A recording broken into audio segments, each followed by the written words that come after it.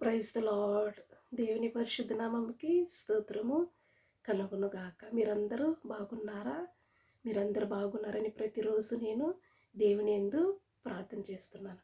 దేవుడి అవకాశాన్ని ఇచ్చినందుకు అందుని బట్టి కూడా దేవునికి స్తోత్రములు, కృతజ్ఞత చెల్లిస్తున్నాను. ఈరోజు నిర్గమకాండం బైబిల్ ప్రకారం మనం చూసుకున్న యెడల ఇశ్రాయేల్ జనాల్ని అరణ్య ప్రదేశంలో దేవుడు ఎలా నడిపించిండు అనేది ఒక సందేశం మనము టాపిక్ చూసుకుందాం.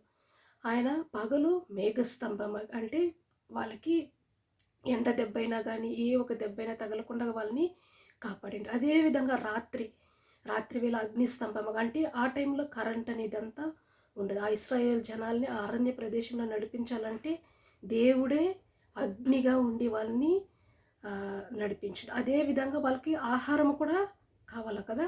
సో దేవుడు ఏం చేస్తుండో దేవదూతలు తినే ఒక మన్నాన్ని హెవెన్ నుంచి, పరలోకం నుంచి వాళ్ళకి కురిపించింది. వాళ్ళు ఇంచుమించు ఎన్ని మంది ఉండింది? 30,00,000 మంది దేవుడు నడిపించిండు. హల్లెలూయా. అదేవిధంగా వాళ్ళు తిన్న వెంటనే వాళ్ళకి దాహం కూడా అవుతుంది కదా. వాళ్ళకి నీళ్లు బండ నుండి, సజీవమైన బండ నుంచి మోషే ద్వారా నీళ్లు సహాయము ఆ 30,00,000 మంది త్రాగడానికి సహాయం చేసిండు. అదేవిధంగా వాళ్ళు వేసుకున్న ఒక బట్టలు, ఒక వస్త్రాలు చెరిగిపోకుండా 40 సంవత్సరాలు అరణ్య ప్రదేశంలో దేవుడు వాళ్ళని నడిపించాడు. ఆ నడిపించేటప్పుడు వాళ్ళకి ఆ పాదరక్షలు, చెప్పులు కూడా ఉన్నాయి.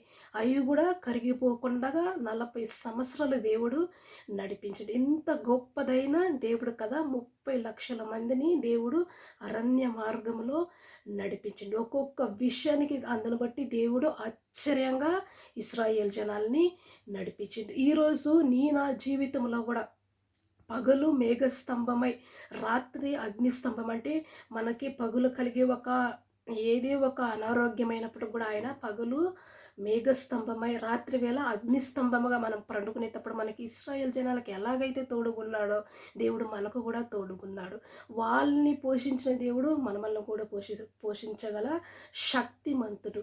అదేవిధంగా మనము బట్టలు లేవే, తిండి లేదే, మనం ఎలా బ్రతుకుతాం, ఎలా పోషించినప్పుడు మనం ఈ నిర్గమకాండం ప్రకారం 15 అధ్యాయము 20 అధ్యాయాల వరకు మనం చూసుకున్నట్ల ఇశ్రాయేల్ జనాలు అరణ్య ప్రదేశంలోనే దేవుడు వాళ్ళు ఎలా నడిపించిందంటే ఈ లోకంలో ఈ సంవత్సరంలో ఈ ఒక 2026లో కూడా దేవుడు మనం ఈ సంవత్సరం ఎలా పగలు మేఘస్తంభమై రాత్రి అగ్నిస్తంభమై ఆహారాన్ని కానీ నీళ్లు కానీ నువ్వు వేసుకున్న వస్త్రాన్ని కానీ నువ్వు వేసుకున్న ప్రతి ఒక్కటి నీ లోకంలో నీకు ఏదైతే తేవైతే ఉన్నదో అది ప్రతి ఒక్కటి నువ్వు ఇలా ప్రార్థన చేసి దేవుడు సహాయం చేసే గొప్ప దేవుడు. ఆయన ఆశ్చర్యకార్యుడు, మహత్కార్యాలు చేసే గొప్ప దేవుడు. ఆయన పక్షపాతి కానే కాదు. ఆనాడు ఇశ్రాయేలుకు చేసిన దేవుడు ఈరోజు నాకు కూడా సహాయం చేసి గొప్ప దేవుడై ఉన్నాడు.